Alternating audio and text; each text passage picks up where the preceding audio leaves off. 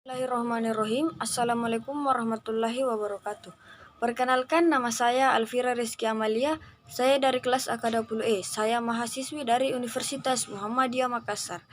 Di sini saya akan menjelaskan materi makalah saya yang berjudul Negara dan Sistem Pemerintahan. Sebelum itu, saya berterima kasih kepada dosen pembimbing saya yang telah mengajarkan saya, yaitu Ibu Dr. Fatmawati Mapasere MSI, selaku dosen pendidikan kewarganegaraan. Pertama, saya akan menjelaskan yang ada di makalah saya, yaitu negara. Negara adalah suatu organisasi yang berada dalam suatu wilayah tertentu, yang di dalamnya terdapat rakyat dan pemerintahan yang sah. Kemudian fungsi negara. Fungsi dari negara yaitu untuk mengatur kehidupan yang ada dalam seluruh wilayah negara untuk mencapai tujuan bersama. Kemudian unsur-unsur negara. Yang pertama, rakyat. Rakyat adalah semua orang yang mendiami wilayah suatu negara. Yang kedua, wilayah. Wilayah merupakan tempat tinggal rakyat di suatu negara dan merupakan tempat menyelenggarakan pemerintahan yang sah. Yang ketiga, pemerintahan yang sah. Pemerintahan yang sah berdaulat adalah pemerintahan yang dibentuk oleh kekuasaan tertinggi. Dan yang terakhir, pengakuan dari negara lain. Negara yang merdeka memerlukan pengakuan dari negara lain menyangkut keberadaan suatu negara. Kemudian, sistem pemerintahan Indonesia.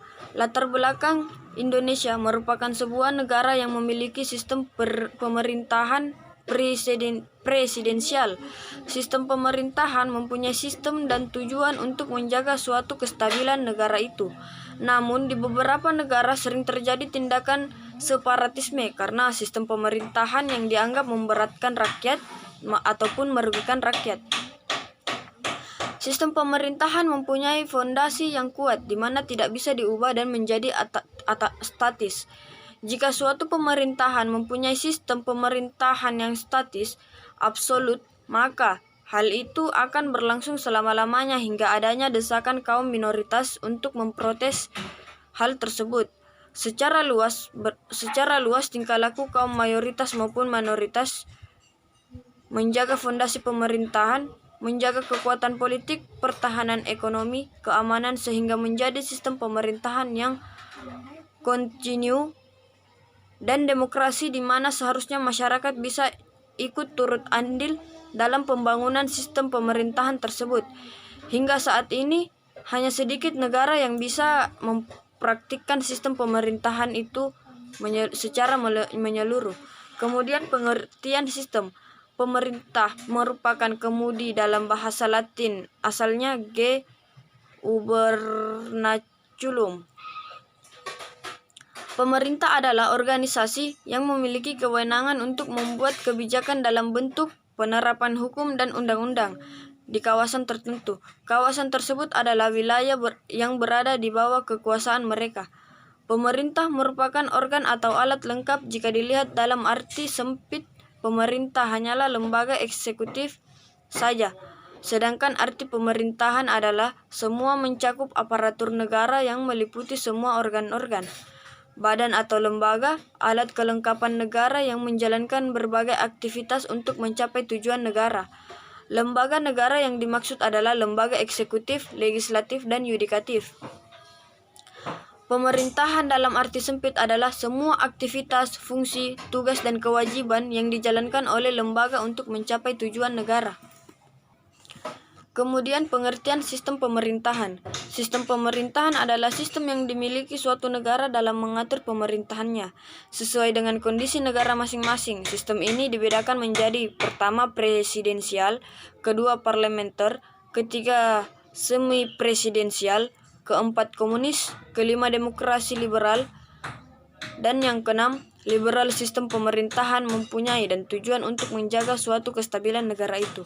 Namun di beberapa negara sering memberatkan rakyat ataupun merugikan rakyat. Sistem pemerintahan mempunyai fondasi yang kuat di mana tidak bisa diubah dan menjadi statis secara luas. Berarti sistem pemerintahan itu menjaga kestabilan masyarakat, menjaga tingkah laku kaum mayoritas maupun minoritas, menjaga fondasi pemerintahan, menjaga kekuatan politik, pertahanan, ekonomi, keamanan, sehingga menjadi sistem pemerintahan yang kontinu dan demokrasi di mana seharusnya masyarakat bisa ikut turut andil dalam pembangunan sistem pemerintahan tersebut. Yang kedua, pengertian demokrasi. Kata demokrasi berasal dari dua kata, yaitu demos yang berarti rakyat dan kratos atau kratein yang berarti pemerintahan, sehingga dapat diartikan sebagai pemerintahan rakyat atau yang lebih kita kenal sebagai pemerintahan dari rakyat, oleh rakyat, untuk rakyat. Berikut ini pengertian demokrasi menurut para ahli. Abraham Lincoln berpendapat demokrasi adalah pemerintahan dari, oleh, dan untuk rakyat. Kranembung berpendapat demokrasi berasal dari bahasa Yunani yaitu demos atau rakyat dan kaptein atau pemerintah. Jadi demokrasi adalah cara memerintah dari rakyat. Kemudian sistem pemerintahan di Indonesia. Istilah sistem pemerintahan berasal dari gabungan dua kata, sistem dan pemerintahan. Kata sistem merupakan terjemahan dari kata sistem atau bahasa Inggris yang berarti susunan, tatanan, jaringan, atau cara. Sedangkan pemerintahan yang berasal dari kata pemerintah dan yang berasal dari kata perintah. Dan dalam Kamus Bahasa Indonesia kata-kata itu berarti: A. Perintah adalah perkataan yang bermakna menyuruh melakukan sesuatu. B. Pemerintah adalah kekuasaan yang memerintah suatu wilayah, daerah, atau negara. C. Pemerintahan adalah perbuatan, cara hal, urusan dalam memerintah. Maka dalam arti yang luas, pemerintahan adalah perbuatan memerintah yang dilakukan oleh badan-badan legislatif, eksekutif, dan yudikatif. Kemudian, tujuan sistem pemerintahan. Tujuan pemerintahan negara pada umumnya didasarkan pada cita-cita atau tujuan negara. Misalnya, tujuan pemerintahan negara Indonesia adalah melindungi segenap bangsa Indonesia dan untuk memajukan kesejahteraan umum, mencerdaskan kehidupan bangsa, serta ikut melaksanakan ketertiban dunia yang berdasarkan kemerdekaan, perdamaian abadi, dan keadilan sosial. Lembaga-lembaga yang berada dalam suatu sistem pemerintahan Indonesia bekerja secara bersama dan saling menunjang untuk terwujudnya tujuan dari pemerintahan di negara Indonesia. Kemudian bentuk pemerintahan. Aristokrasi berasal dari bahasa Yunani kuno aristo yang berarti terbaik dan kratia yang berarti untuk memimpin. Demokrasi yaitu bentuk atau mekanisme sistem pemerintahan suatu negara sebagai upaya mewujudkan kedaulatan rakyat atau kekuasaan warga negara atas negara untuk dijalankan oleh pemerintah negara tersebut. Demokrasi totaliter yaitu sebuah istilah yang diperkenalkan oleh sejahterwan Israel J.L. Talmon untuk merujuk kepada suatu sistem mempertahankan kesatuan negara kebangsaan yang warga negaranya meskipun memiliki hak untuk memilih, tidak banyak atau bahkan sama sekali tidak memiliki partisipasi dalam proses pengambilan keputusan pemerintahan. Emirat, bahasa Arab, imarah, jamak imarat, adalah sebuah wilayah yang diperintah seorang emir. Meski dalam bahasa Arab istilah tersebut dapat merujuk secara umum kepada provinsi ataupun dari sebuah negara yang diperintah anggota kelompok pemerintah. Federal adalah kata sifat atau adjektif dari kata federasi. Biasanya kata ini merujuk pada pemerintahan pusat atau pemerintahan pada tingkat nasional. Meritokrasi berasal dari kata merit atau manfaat. Meritokrasi menunjuk suatu bentuk sistem politik yang memberikan penghargaan lebih kepada mereka yang berprestasi atau berkemampuan.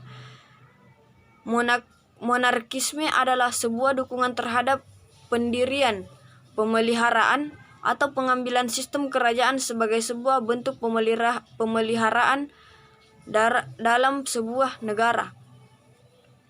Negara kota adalah negara yang berbentuk kota yang memiliki wilayah, memiliki rakyat, dan memiliki pemerintahan berdaulat penuh. Plutokrasi merupakan suatu sistem pemerintahan yang mendasarkan suatu kekuasaan atas dasar kekayaan yang mereka miliki. Mengambil kata dari bahasa Yunani, Ploutos yang berarti kekayaan dan Kratos yang berarti kekuasaan. Klarifikasi pemerintahan. Sistem pemerintahan presidensial dan parlementer didasarkan pada hubungan antara kekuasaan eksekutif dan legislatif. Sistem pemerintahan disebut parlementer apabila badan eksekutif sebagai pelaksana kekuasaan eksekutif mendapat pengawasan langsung dari badan legislatif. Sistem pemerintahan disebut presidensial apabila badan eksekutif berada di luar pengawasan langsung badan legislatif. Sistem pemerintahan presidensial. Dalam sistem pemerintahan presidensial, badan eksekutif dan badan legislatif memiliki kedudukan yang independen. Kedua badan tersebut tidak berhubungan secara langsung seperti dalam sistem pemerintahan parlementer. Mereka dipilih oleh rakyat secara terpisah. Kemudian sistem pemerintahan menurut Undang-Undang Dasar 1945. Sistem pemerintahan negara Republik Indonesia menurut Undang-Undang Dasar 1945. Sistem pemerintahan menurut Undang-Undang Dasar 45 sebelum diamandemen. Yang pertama, kekuasaan tertinggi diberikan rakyat kepada MPR. Yang kedua, DPR sebagai pembuat undang-undang.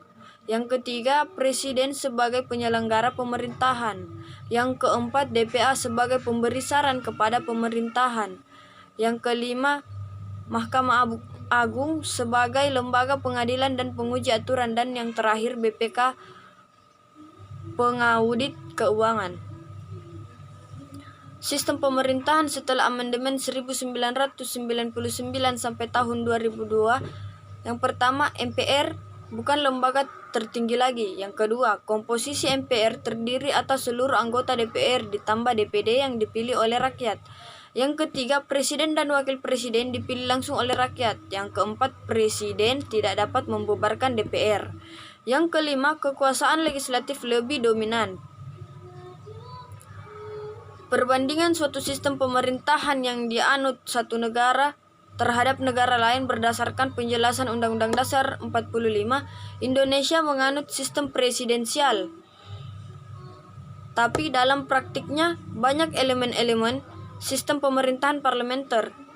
Jadi dapat dikatakan sistem pemerintahan Indonesia adalah perpaduan antara presidensial dan parlementer. Kesimpulan dari materi saya, sistem pemerintahan negara Republik Indonesia menurut Undang-Undang Dasar 1945. Sistem pemerintahan menurut Undang-Undang Dasar 45 sebelum diamandemen. Yang pertama, kekuasaan tertinggi diberikan rakyat kepada MPR. Yang kedua, DPR sebagai pembuat Undang-Undang Dasar. 3, Presiden sebagai penyelenggara pemerintahan. 4, DPE sebagai pemberi saran kepada pemerintahan.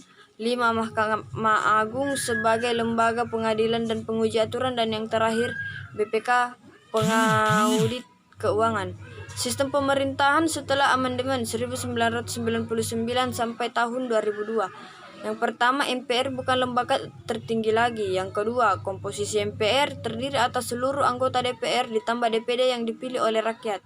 Yang ketiga, presiden dan wakil presiden dipilih langsung oleh rakyat. Yang keempat, presiden tidak dapat membubarkan DPR. Yang kelima, kekuasaan legislatif lebih dominan. Jadi itulah yang dapat saya sampaikan. Lebih dan kurangnya mohon dimaafkan. Wabillahi taufiq wal hidayah. Wassalamualaikum warahmatullahi wabarakatuh.